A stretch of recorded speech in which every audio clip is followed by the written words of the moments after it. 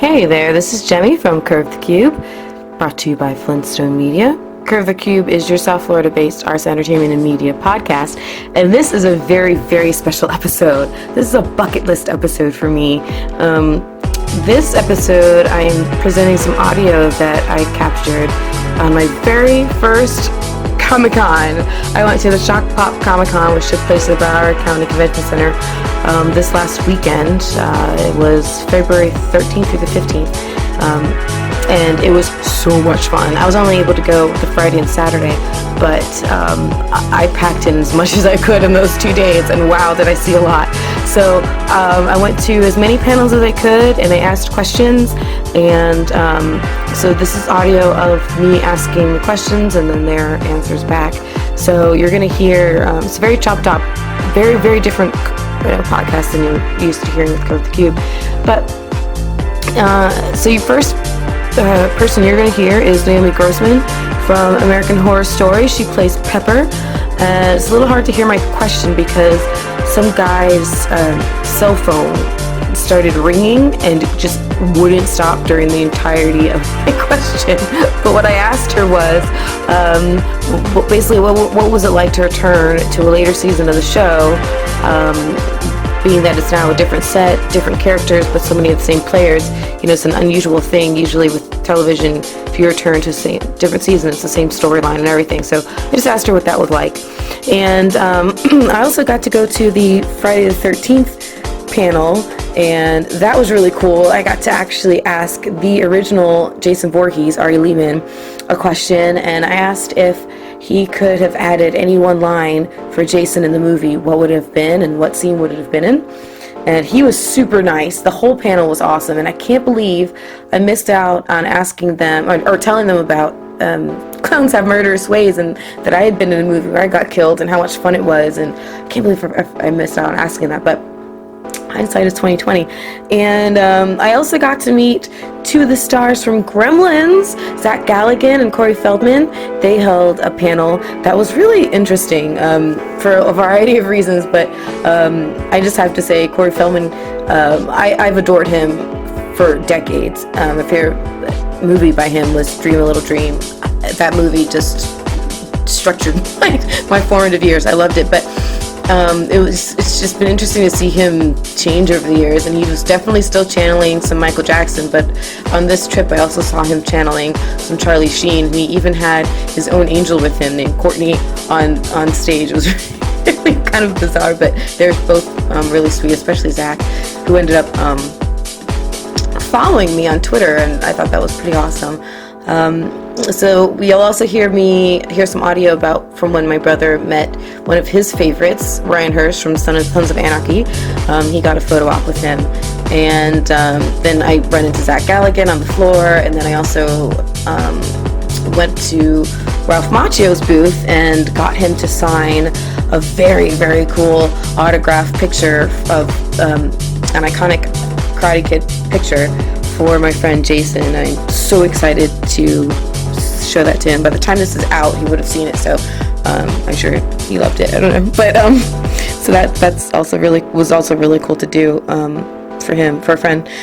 Then now on this next piece will be the Doctor Who and Hobbit panel, which was I went in there having no idea what to expect. It was unbelievable. It was with Sylvester McCoy and William Kershaw. Sylvester McCoy started off because he actually, he was Doctor Who, so that was really cool to see him. And what was the most, I think, fascinating part of this combo panel was that you could really see why these two men were picked for the roles that they were picked in. They exuded every characteristic of the people they played. It was pretty cool. So Sylvester McCoy was, Doctor Who, so he talked about that, and then they both talked a lot about The Hobbit. So I got to ask them what their most profound learning lesson was with working with Peter Jackson. But you'll probably hear, I think the way I'm going to edit this one is that you're going to end up hearing a bit more than a little bit of an extended version, because they're both so charming and effervescent that it's hard not to treat you to a little extra audio on these two guys. Then walking the floor, I actually happened upon the G.E.A.R radio booth just as they were starting their on-air interview with Robert Englund, and so I include a little bit of a clip from that. So for the full bit of that, the full episode of that interview, go to gearradio.com because it's really good. It was hard to choose which one thing I would include, but go to gearradio.com for the full episode. And other than that, it was awesome. I got to see some random cool things, like the most amazing costumes. There was even like a convergence all at once of Jason Voorhees, Skeletor, and Predator all around. We got to take pictures, and Predator had really awesome audio, which I include in here. He had really awesome audio effects. It was really cool. But I hope everybody comes out for Shock Pop Comic Con next year because it was phenomenal, and I have a feeling it's going to be the type of thing that's just going to grow and grow and grow. I mean, they had Breaking Bad guests and guests from Dusk Till Dawn. I mean, what you're going to hear is just a very small sampling of all the treats that were at this place. So I highly suggest you go to shockpopcomiccon.com and get all the info, and don't miss it next year because it was amazing. And with that, I'll say also follow Curve the Cube on Instagram and Twitter. And hope you enjoy this podcast. Bye. Curve the Cube will now initiate.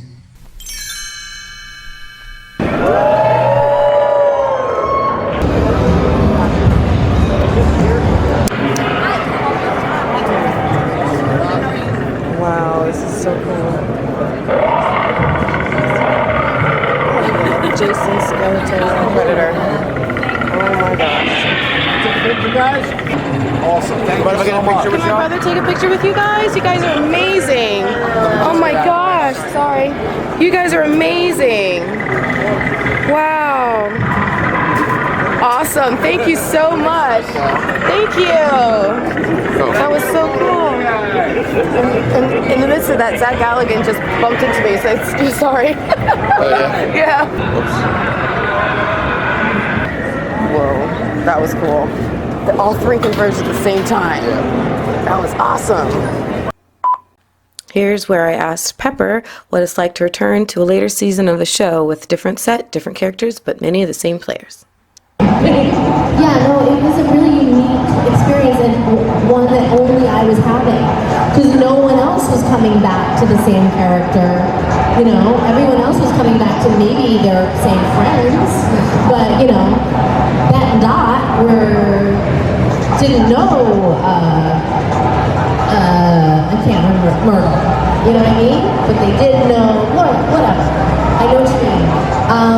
And what's really interesting? I remember being in that makeup trailer, for the first time in season 4, and Ryan Murphy walking in and going, "It's Pepper," and he was like, "But actually, are you Pepper?" Literally, he was talking to me "But no, wait a minute, are you Pepper or?" And I was like, "Dude, I don't know. I just know you moved me across the country. You decide. If I'm not Pepper, then let's decide now, because I have to work. I can do this in a couple hours, And I look like Pepper. You put those prosthetics on me. That's how I look. If you put those prosthetics on you, it looks like someone else. That's why I was like, well, it's a little weird for me to play, Paprika with the Pepper face. What are we doing here? So they were figuring it out themselves, when we got going. And in fact, you'll notice in the first couple episodes, they don't even call me Pepper, because they were still trying to decide it. Once again, they'll just call us the humorous pinheads, but they don't actually say Pepper something. That doesn't happen. Finally, they were like, screw it. Because I think they were concerned about it still being a mini-series, because we get nominated for a bunch of Emmys, not because of it, it's a great show on its own, but that, it's in the miniseries category, and did all of a sudden we have to change the category because Pepper's back? The thought occurred to them, and I think that's one of the things they really had to think really hard about, whether or not they were going to do that. And they said themselves, it seemed like something interesting to do, and so they did. And I'm glad they did. I think we're all glad. And not just for me, but I think the story ultimately is so much more interesting by being connected, and especially by being barely connected. You know what I mean? Yeah, I mean, it almost reminds me of like, you know, like Facebook, where you're like, how does that person know that person? And it's like, we're all connected. It's cool, you know? We're all living our separate lives, but like, you know, who knows? Maybe my mom used to go to book club with your mom, you know what I mean? Like, we don't know. Well, thank you so much. Here's where I got to ask Ari Lehman if he could have added any one line to the original movie for Jason. What would it have been? When would he have done it? Yes, hello. How are y'all doing today? Good. Thank you so much for being here. I have a question for Ari. If you could have added one line for Jason, the whole movie, what scene would you have done it to, and what would that line have been? Well, that's a fantastic question. I've never been asked that before. Oh, well, holy shit, this water's cold.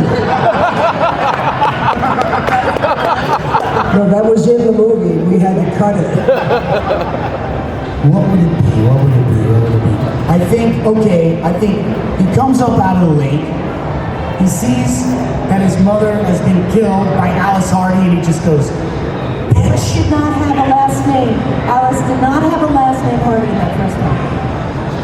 I just want to make that clear, Jim. well, he sees that she's been killed by Alice, and he just looks over and says, bitch. Perfect. Love it. Thank you so much.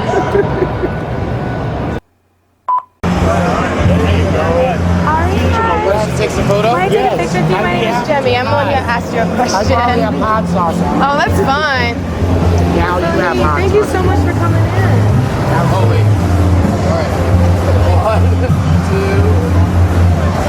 One more. 1, 2, 3. I think you're killing me. Just kidding.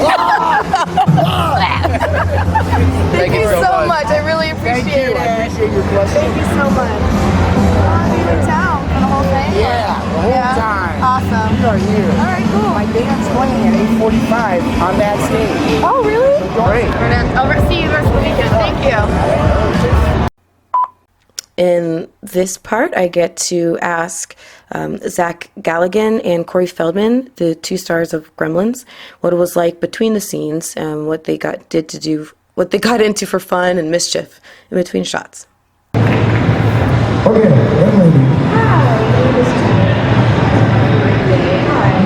Just speak up, please, because it's really hard to hear. All right. Well, my question is, I wanted to know what it was like on the set between the shots. What did you guys do to have fun?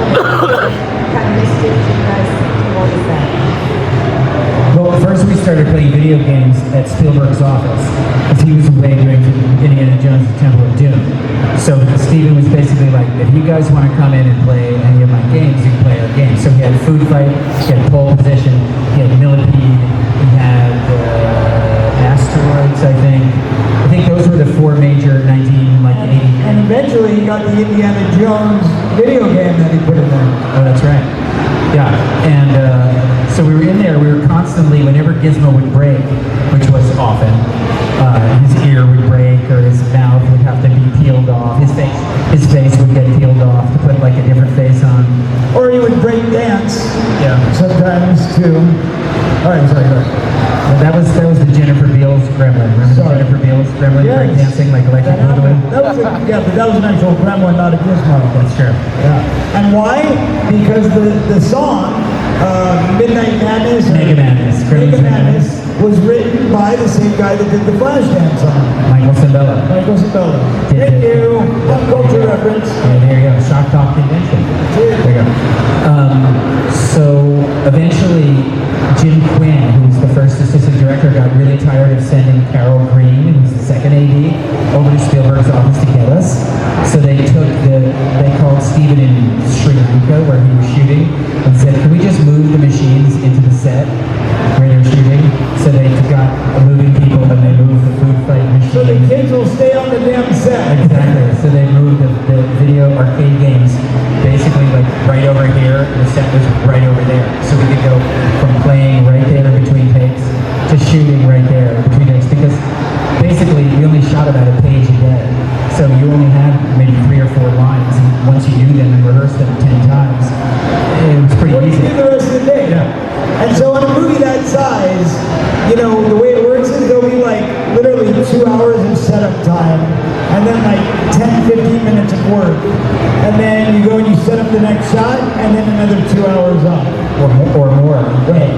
In Gremlins, it was even more sometimes because it would be like the DP, the director of photography, John Horror, was very had an interesting lighting scheme, and he would say things like, he'd look around the room, and it looked like a normal room, and Joe Dante would say, "How long is it going to take, Cora?" And John Horror would look at it and goes, "Probably about 5 hours." And he'd be like, 5 hours to light this room? It's like, yeah, no, about 5 hours.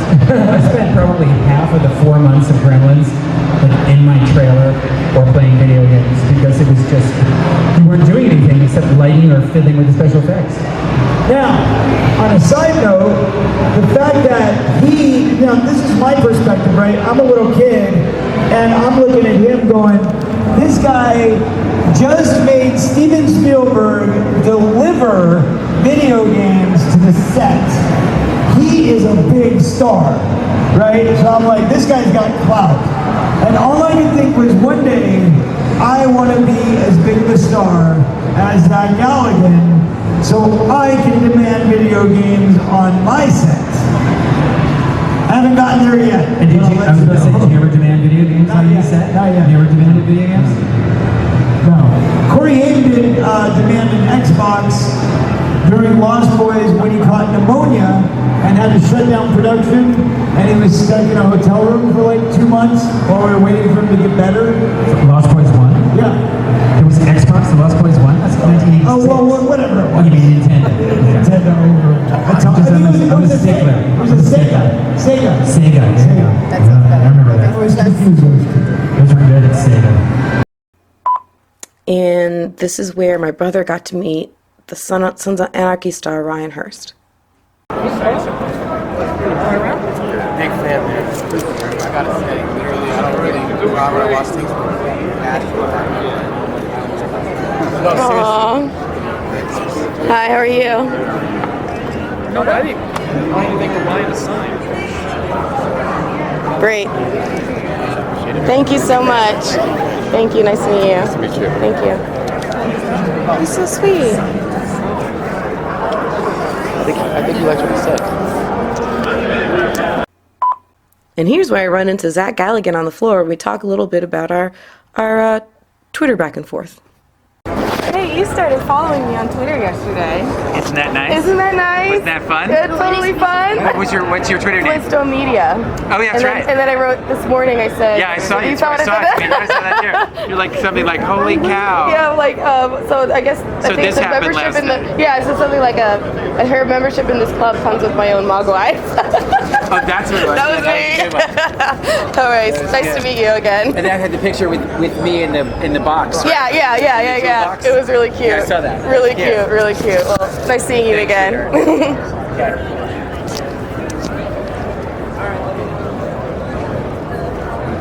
Oh, I was recording. Cool. I didn't think I was recording that. Oh, you talking to him right Yeah, now? Oh, that's I didn't think I was. That's awesome. Nice. You're really maximizing your shit. Oh, this thing, seriously, this thing was the best investment ever. Ever. And this was honestly, out of everything that happened, that was so super cool, including my brother and I both like mutually geeking out over Zach Galligan. This, What's Up Next, was my biggest highlight because it wasn't for me, it was for my friend Jason. Just being able to do a little something to make, for a friend to make him happy was really cool. And that was meeting Ralph Macchio and getting him to sign a picture for my friend Jason. How are you? Hi, I'm great. How are you? Who should I make this out to? Actually, if you can make it out to my friend Jason, this is actually his Twitter picture. He loves you and loves this movie. And he had to work. Thank you. He had to work today, so he couldn't come. Thank you, boss. He was devastated he couldn't make it this. Half of it. A little at a time. Thank you. I'm good. Yeah. Sure, thank you. Or you could say Jay Bird. Or you already said it. Sorry. No, I can fix it. Okay, Jay Bird. J-A-Y? Sure. How does he spell it? How do you spell the Jay Bird? Either one. He's named after like a Jay Bird, so yeah. Hyphen Bird? Yeah. His last name is Pennington, but he goes by Jaybird since he was little.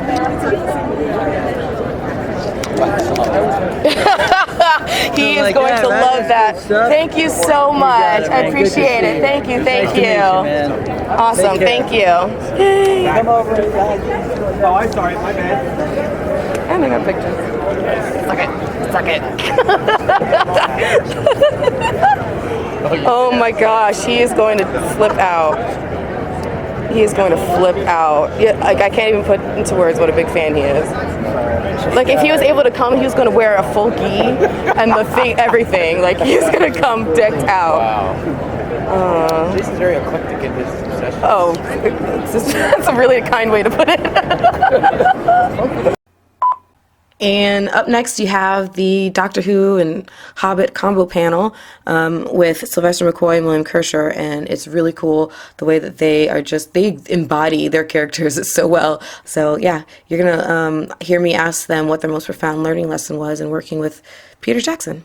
But there's something else you used to do, and you actually did it as the Doctor in one of your episodes, and I just happen to have some spoons. Oh my God. Well, if you saw Greatest Show in the Galaxy, you saw Sylvester play the spoons, and I'd like him to play for us now. Well, yes, the problem is that you don't play 3, you play 2. 2? Okay, 2, that'll work. Yeah, and the problem is hearing it maybe. So, the first thing to do is, and now we have the masterclass in the spoons. And the first thing to do is to tune up. Tune up. And then you go, summon off.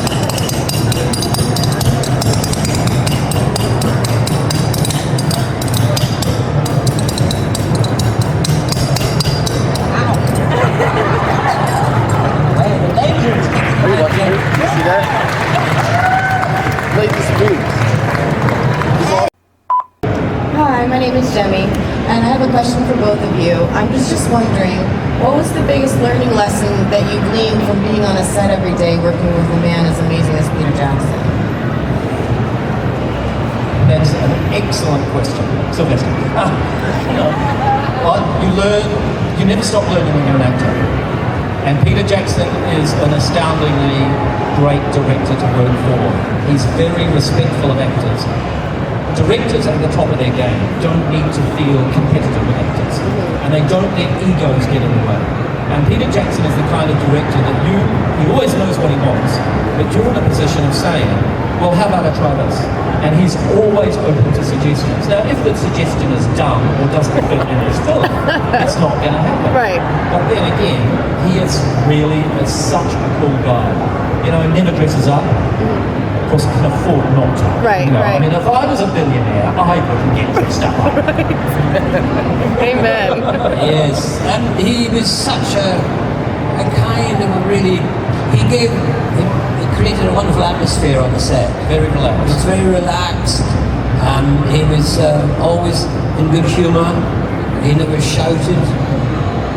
Well, not at me. No, that's exactly right. And it was very nice working for him. I've heard stories about Peter Jackson that he has actually lost his temper, but never in 3 years did I ever see anything like that. Yeah. He never, no matter, he's under enormous pressure from all angles. I mean, these 3 movies are the biggest movies in the world and the most expensive, and the budget is insane, and yet he would never show any stress on the set, always relaxed, great team of people around him, great team to work with, people that want to be there. It's great, it's a really good atmosphere. He was also very wise because he cast the film knowing it was going to be so many years, of a group of actors working together. And so I think there was only one bad apple got through, but he didn't last very long. I don't know who his name was. He left before I arrived. But all the rest of them all got on really well, and they were, I find them all, everyone really nice to work with. We love getting back together. It was fantastic for me finding out that Sylvester was at this convention, because it's just, we spent so much time over the years together, that it's just great fun to get back with the guys, isn't it? Yeah, it is. It is. And I'm looking forward to. Are you going to Germany this year? Yes, HobbitCon in Germany, if you can get over there, and we are all there. Come on over. Fantastic. All ladies are only allowed in with beards. That's right. Just the beard. Don't be rude. Hello. This is a question for both of you. Have you kept any props? Well, I was given my staff, so I've got that at home, and that's it really. Oh no, maybe no, I can't remember anything else. Yeah. Did you get anything? Oh, well, with the wine. Oh yes, I got the bottle of wine. The wine was from the cellar from Flandwell's cellars. Yeah. I got my Boar's beer. We got presented in a kind of at the end of the first block. It's an amazing thing, and we all got called down one by one, as Sylvester said, and we made a bit of a speech, and we got presented just with our Boar's beer. That was exciting. Our thing from our seat, that was exciting. But the most exciting thing of all, a little box, and in that box was a Lego figure of me. I'm in Lego. I've got 2 Lego figures.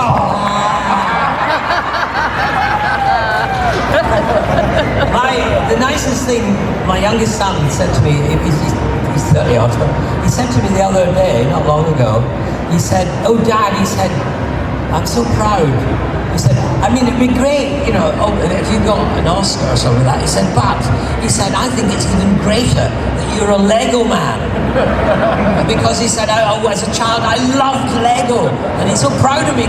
I mean, I'm proud. I never thought when I was born I'd grow up to become a Lego man. And now I'm 2 Lego men. Fantastic. Yes. Not many people in the world could claim that. No, and also stamps. Are you on a stamp? Yeah. We're on stamps. Stamps? I'm on coins. I'm on a coin. Yeah, I'm on a coin as well. Oh, right. I'm on 2 stamps. Oh, shut up. You and your 2s. Yes, I'm on the British stamp. That's Dr. whatever his name is, and Dr. What? Who? No, and the New Zealand stamp is Radagast Brown. Coming down, Radagast Brown. Sorry, I'm not really. So, I wanted to ask you, since so many of the Who serials have been released on DVD now, if you've rewatched any of them, the ones that you were in? No, me? No, the thing is that when, in our country, there's this tradition that children hide behind the couch when watching Doctor Who. It's so frightening in Britain. And so whenever it first came out, I would hide behind the couch when I came on. I'm not very good at watching myself. I didn't mind watching Radagast because I had no idea who was that man. It is hard watching yourself because you always go back and think, oh God, I would have done that differently. Yeah, Indeed. Well, this is for both of you. In stereo. When you saw the movies, the little things that Peter Jackson did to connect The Hobbit to The Lord of the Rings, like how when Legolas is searching through Gloin, you see a photo of his wee laddie Gimli, like things like that, and how Legolas needs to go out and find Strider and all that, like, and then the third, like, how did you feel? Because I know I was really excited when they did things like that, but how did you guys feel that they communicated that way? I think it was wonderful, and right from the outset they did want to draw lines between the whole Lord of the Rings trilogy and the Hobbit trilogy. So, it was. I mean, these things are always exciting, aren't they? It's like even in Doctor Who, when sometimes they bring back, the old Doctors, just a flash of it. I know the audience get very excited. So it's really exciting, isn't it? If you've got favourite characters from an earlier part of the franchise to see them pop up together. Personally, though, don't please come at me with the Legolas stuff because I don't like elves. We have a saying in Tolstoy. It says, that's it? Yeah, that's it. It's right out there to the left. Ni ikred fund.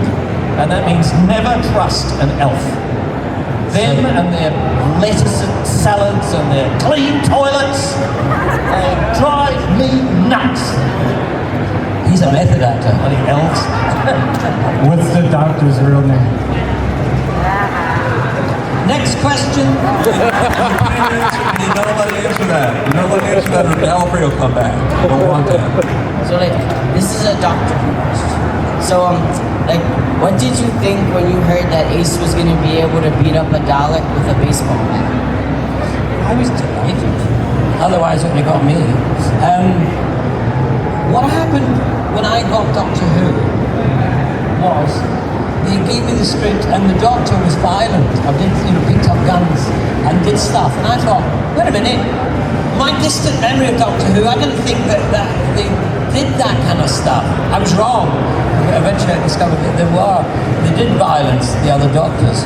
But I decided, I don't think the Doctor comes from another planet. He's a very hugely intelligent being. Violence is a weakness, not a strength, and therefore he would be above it. And he'd try and solve the problems by using his brain, brawn, or whatever it was, guile. And so, but I also knew that in Doctor Who, there had to be violence, as part of the entertainment. We all love that kind of stuff. And so I suggested that Ace was given the violent role. And so I remember the one with the Daleks, they gave me a bazooka and they said, oh, you fire this bazooka down there? And I said, no, I don't. My doctor wouldn't do that. But Ace will. And she, of course, Sophie loved it. I mean, she loved the fact she got to do all this violent stuff and, beat the bejabbers out of a Dalek. All I did, I killed a Dalek just by talking to it. But the thing is, that was the revenge of the writer. Because again, they'd written into it that I did something violent at the end, to kill that last Dalek. And I said, it's not my thing. So they had to go away and write something. So they wrote the longest speech for me to learn with complicated gobbledygook in it. That was their revenge, the Daleks' revenge, the writer's revenge. Now we've only got another couple of minutes, so any questions? Oh, here we go. Right, better not be a Doctor Who question though. Come on. Here it is, coming. Oh, sorry. In a great show of the galaxy, when you walked out of the tent and the tent exploded, I heard that the tent was actually a malfunction and it was an actual explosion.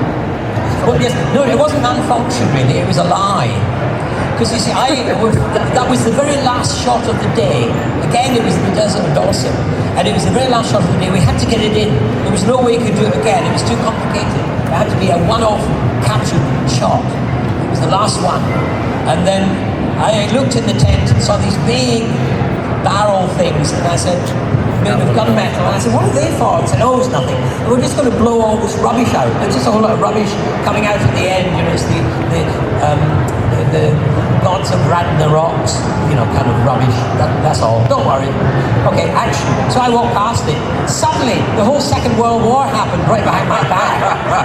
The explosion, flames came out, and I was walking, and I thought, I mustn't blink, I must keep walking. I don't know whether I'm on fire. This is the last shot. I'm going to do it. There's no way we can. So that's what happened, actually. Yes. Probably the last question. Who is the lucky last? And then Sylvester and I will race and see who gets there first. Quick, down here. Where? Go.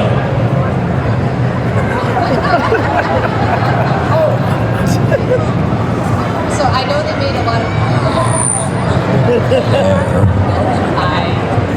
I know you guys create a lot of backstory for your characters that weren't fleshed out in the films. So my question specifically is, what do you think Bifford did after the movies ended? Did he enjoy retirement? He went home and healed. Because he's got a hole in his head. And also, he is now remarkably lucid and happily talking away like he did before he got hit in the head by an orc with an axe. That must have been very awkward. That's a terrible joke. I know. Radagast and Brown, he went back and was a stand-up comedian and he failed. And then he started to become a meat eater, and he's now known for hunting hedgehogs all over the world. Ladies and gentlemen, thank you. Everybody, thank you very much, William. Thank you very much, Sylvester. Hey, leave us on. Please, if you haven't already, come and see us at the table, buy our autograph so we can get home. We love you guys. Thank you very much for having us.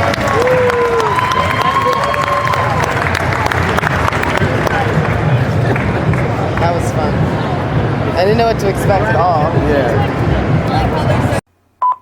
Up next is the snippet of the interview with Robert Englund on G.E.A.R Radio. So, like I said, for the whole thing, go to gearradio.com. Research? No, I doubt that. No, I was up for Apocalypse Now. I was up for the role of the surfer. And I was dressed in a bunch of, like the all-white cosplay. I went and got a bunch of Army surplus clothes, so I looked like I was in Vietnam. And I was too old to play the surfer. I wanted to be the cook. I was too young for the cook, and I was feeling rejected. And they said, but wait a minute, and they sent me across the hall. And I met George Lucas's cast, and they looked at me very briefly for Han Solo. They had just lost, guess who? Turned them down for Han Solo. Tom Selleck. They were going very old. They were going very old. And they told me, no, I was way too young for Han Solo because I looked almost as young as Luke Skywalker. So I went home, and there on my couch in Laurel Canyon, drinking a six-pack of Heineken with his feet up on my couch, watching reruns of the Mary Tyler Moore Show was none other than my buddy Mark Hamill. Mark and I both loved George Lucas. We loved American Graffiti. And I told Mark, I said, you know, this movie, this Star Wars movie, there's a part in it you might be right for. He got on the horn, called his agent. The rest is history. That's the story. Okay. You got the body. I've got the brains. Well, I think that summarizes it. I think we've done our part here today and hopefully given you lots of new information that you didn't have before. Very exciting. Thank you all for coming out, folks. Thank you very much. Thank you very much. Thanks, Angel Courtney, for helping us out today. Gizmo has left the building. Peace and love. Peace and love. Happy Friday the 13th, everyone. Bye-bye, Shack Pop.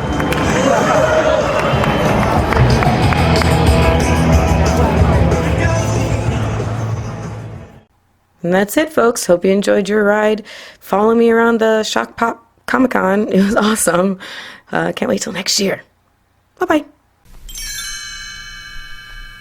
You have successfully curved the cube.